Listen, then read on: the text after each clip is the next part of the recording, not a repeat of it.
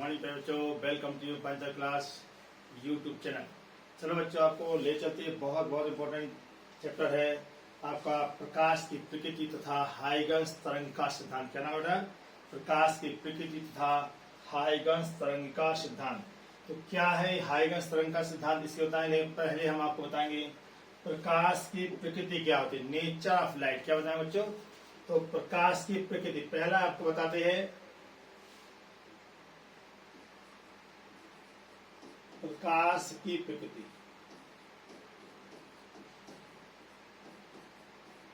Nature of light, ये कभी कभी इस पर काफी क्वेश्चंस बनते हैं, छोटे छोटे क्वेश्चन इसी बनते हैं नेचर ऑफ लाइट पर।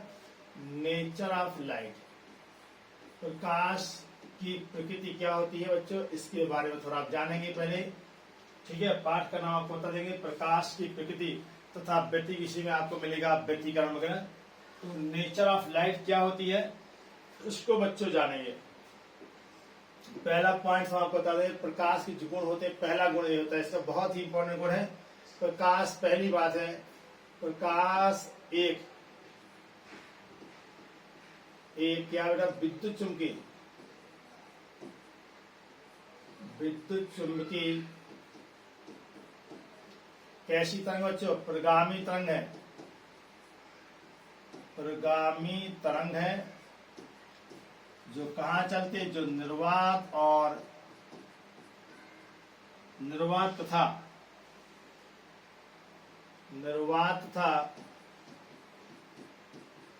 पारदर्शी माध्यम दोनों में चल सकते, दोनों में चलती है। पहला काम, ठीक है। दूसरा इसका विकल्प ये होता है बच्चों, दूसरा जरा देखिए क्या है। दूसरा कहता है निर्वात में, किस बच्चों लोग, निर्वात में प्रकाश की चाल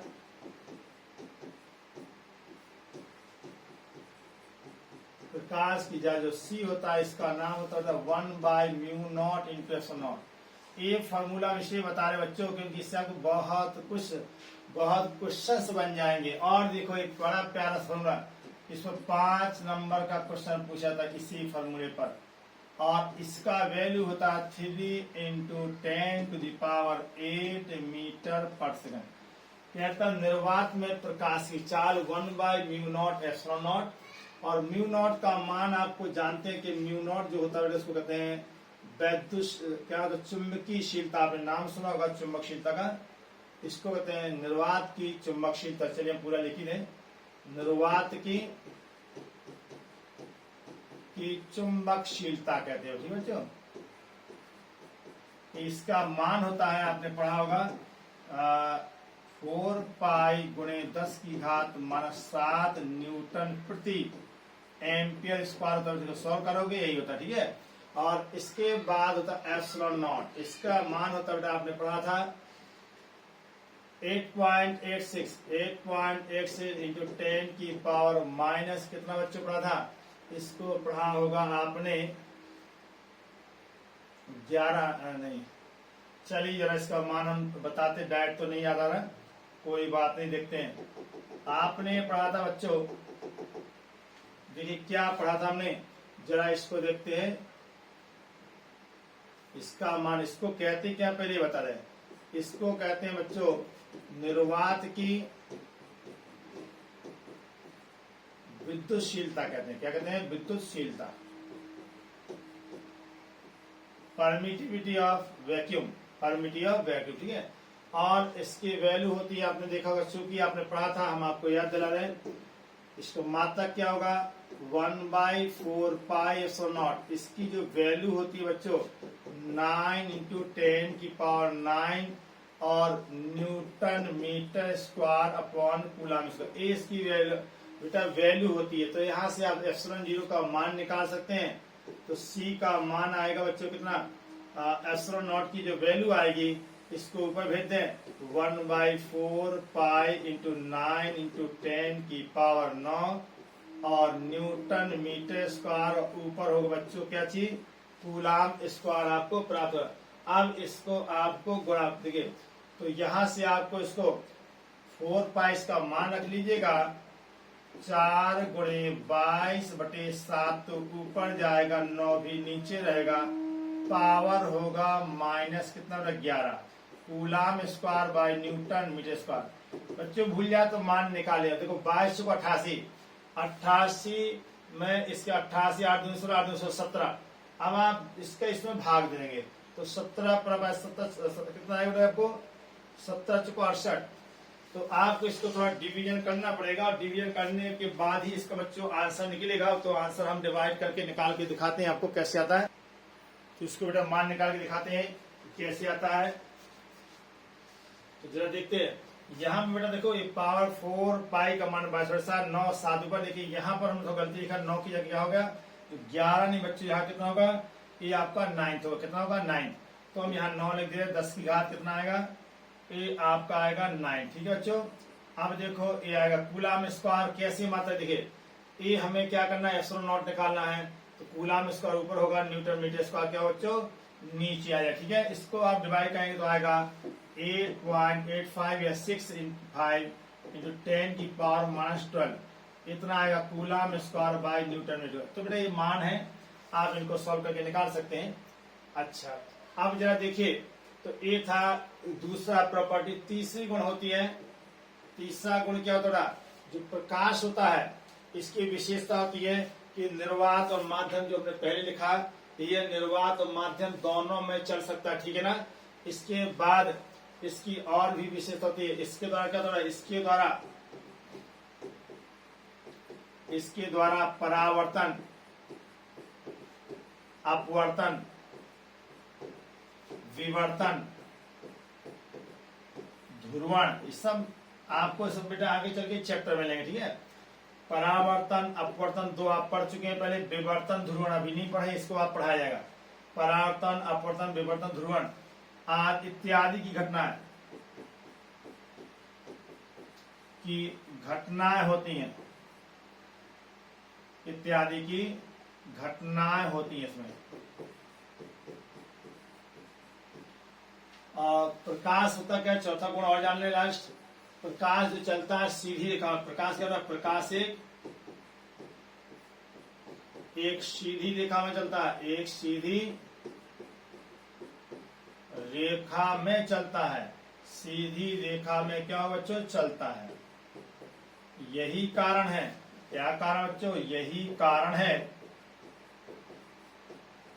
यही कारण है। क्या कारण है बेटा, इसको जाने। यही कारण कि क्या बनते हैं कि आपने देखा होगा चंद्र ग्रहण और सूर्य ग्रहण लगते, चंद्र ग्रहण और एवं सूर्य ग्रहण लगते हैं।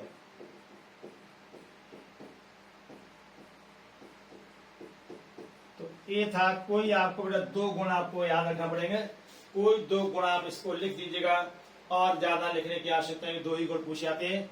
इसके बाद हम आपको आगे ले चलते हैं, इस चैप्टर में कहा ले चले, इसके बाद हम आपको पहुंचाते हैं।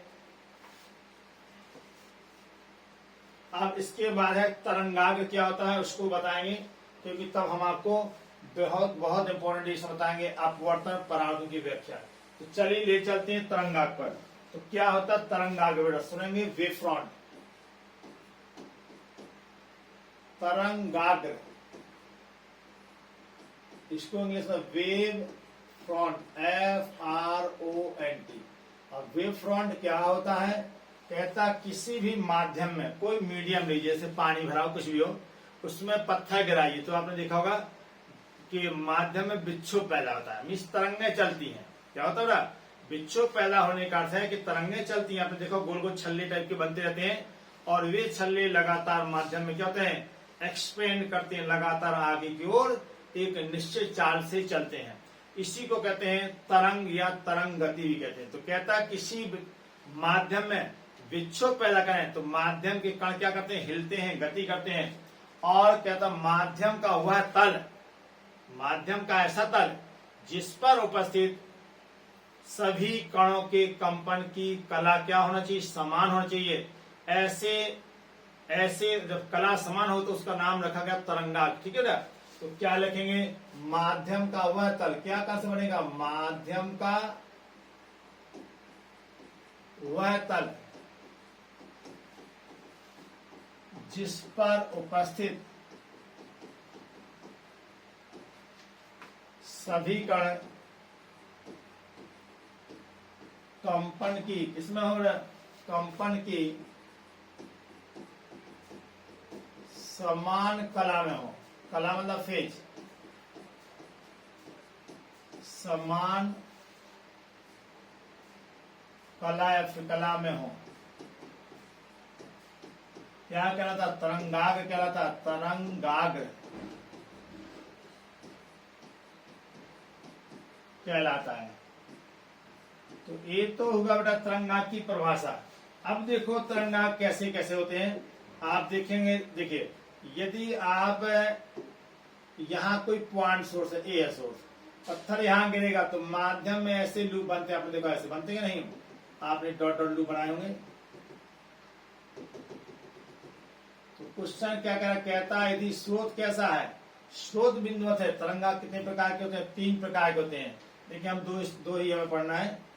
कहता है एक होता है गोली तरंगा, क्या होता है बच्चों, यदि तरंग, नोट देखें, यदि तरंग स्रोत कहता है, तरंग स्रोत बिंदुवत है, बिंदुवत हो तो क्या पैदा होगा, तो गोली तरंगाग्र पैदा होगा, गोली तरंगाग्र क्या पैदा होगा, गोली तरंगाग्र उत्पन्न होगा।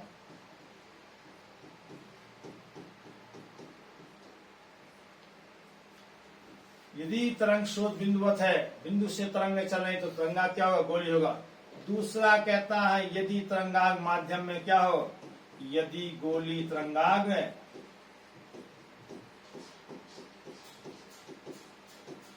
माध्यम में बहुत आगे निकल जाए, बढ़ जाए, तो उस तरंगा को कहते, तो ऐसे तरंगा को क्या कहते हैं, समतल तरंगाग्र, समतल तरंगाग्र कहते हैं। अब समतल तरंगाग्र होता कैसे है, तो जरा इसके बारे में आप देखेंगे, हम आपको समतल तरंगाग्र दिखाते हैं।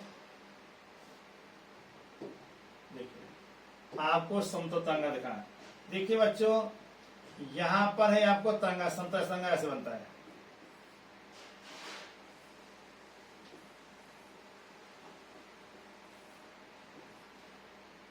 ये समतल तरंगाग्र है। तो जो तरंगे होंगी ऐसी चलेंगी, यहां से निकलेंगी ऐसे जाएंगी, फिर यहां से निकलेंगी, इसके बाद यहां से गई ऐसे, थोड़ा ज्यादा हो गया,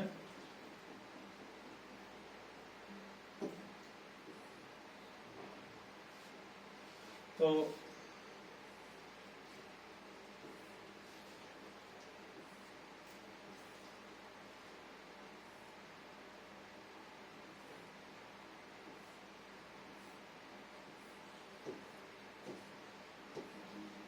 ये जो दिखाए गए आपको, ये कहलाते हैं समतल तरंगाग्र। यहां से बच्चों आपको एक चीज और क्लियर हो रही होगी, जो तरंगाग्र होता है यह है तरंग के संचरण की, तरंग के संचरण, किसी दिशा का संचरण। तो जो तरंगाग्र होता है, समतल तरंगाग्र हमेशा तरंग के संचरण के, कैसे, तरंग के संचरण के लंबवत गति का, तो देखिए 90 का कोण साफ साफ दिख रहा है, देखो कहीं भी आप देखेंगे ये हमेशा 90 का क्या बनेगा, एंगल बनेगा, ठीक है। तो कहता है समतल तरंगाग्र में क्या होता है, तो जो तरंग की दिशा होती है उसके लंबवत हमेशा समतल तरंगाग्र उपस्थित होते हैं। अब इसके आधार पर बेटा हमने तो तरंगाग्र बताया, अब तरंगाग्र की हमारी क्या है, हाइगस का तरंग का सिद्धांत आता, बोर्ड में आएगा कि हाइगस का तरंग का सिद्धांत क्या है, और इसके आधार पर अपवर्तन या परावर्तन या अपवर्तन की व्याख्या कोई एक जरूर आती है, ठीक है। तो हम इसको बताते हैं कि कैसे हम व्याख्या करेंगे। ये तरंग यहां से आ रही थी, हमने दिखा दिया आपको। ये है तरंग के संचरण की दिशा, और ये है आपकी जो हमने दिखाया तरंगाग, समतल है, सभी प्लेट समांतर है, इसे समतल तरंगाग कहलाएगा। चलिए अब हम आपको बताते हैं क्या चीज, हाइगेंस का तरंग का सिद्धांत क्या है। देखो, जिसके बाद है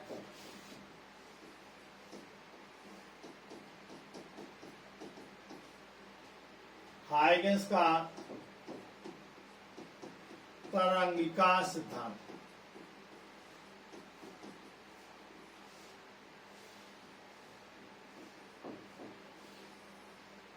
हाइगेंस वेवलेट्स थ्योरी क्या होती है, इसको थोड़ा आपको हम बताते हैं। हाइगेंस प्लस सेकंड वेवलेट, ठीक है। हाइगेंस द्वितीय तरंग का, कहीं कहीं लिखा तरंग का सिद्धांत या द्वितीय तरंग का सिद्धांत, ठीक है। तो देखिए हम द्वितीय भी लिख दे रहे हैं, हाइगेंस का द्वितीयक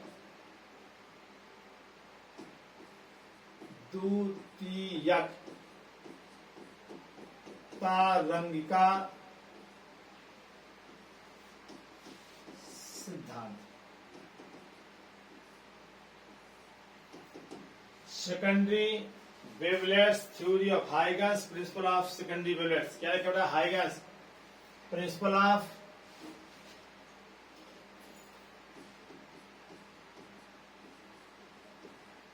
Huygens principle of secondary wavelets.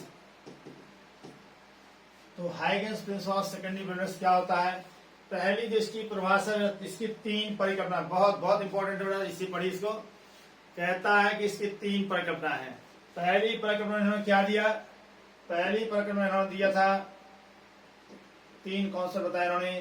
कहता पहला क्या होता है, जब किसी माध्यम में क्या करते थे, जब किसी माध्यम में तरंगे उत्पन्न करते, क्या करते, तरंगे उत्पन्न करते हैं, तो माध्यम के कण क्या करते हैं, माध्यम के कण कंपन करते हैं।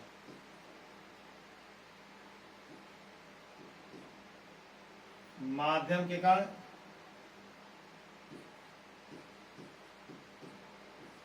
कंपन करने लगते हैं, कंपन करने लगते हैं। अतः माध्यम का वह तल जिस पर उपस्थित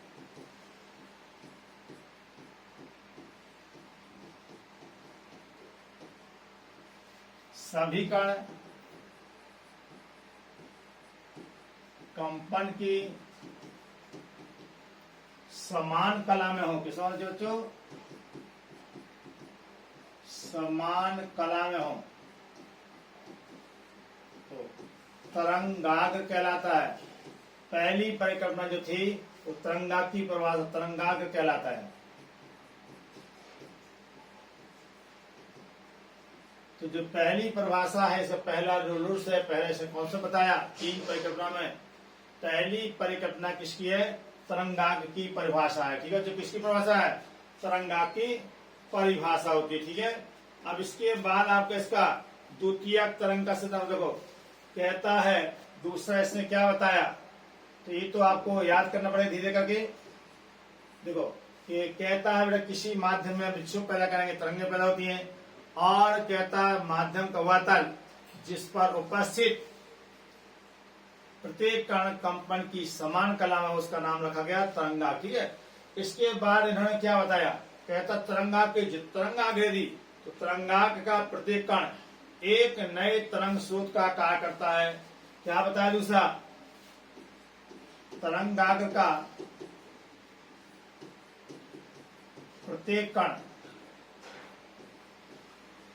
एक नए तरंग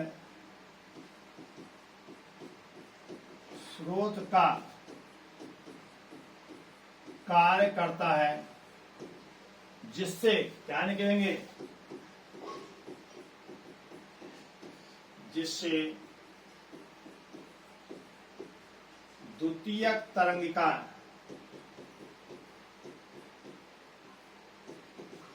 निकलती हैं। यदि माध्यम समान हो, यदि माध्यम क्या समान हो, तो इनकी चाल भी क्या होगी, इनकी चाल भी समान होगी। देखो क्या लिखा गया, समान होगी। कहता है माध्यम का प्रत्येक कण क्या है, प्रत्येक कण एक नए तरंग स्रोत का कार्य करता है, जहां से द्वितीयक तरंगिकाएं निकलती हैं।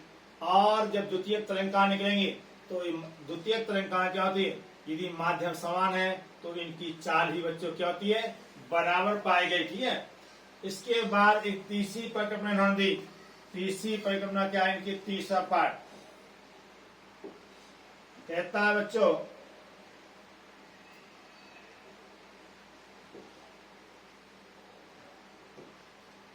तीसरा पार्ट देगा। तीसरा इन्होंने देखा, कहता किसी भी क्षण द्वितीयक तरंगिका किसी क्षण आगे बढ़ती हुई, कहता है किसी क्षण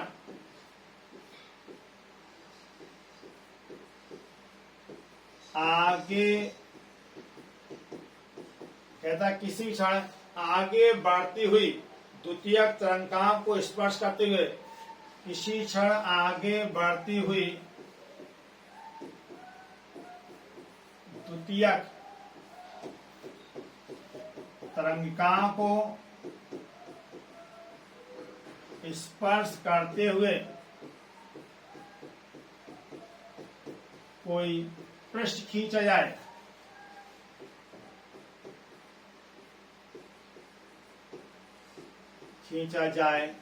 तो यह पृष्ठ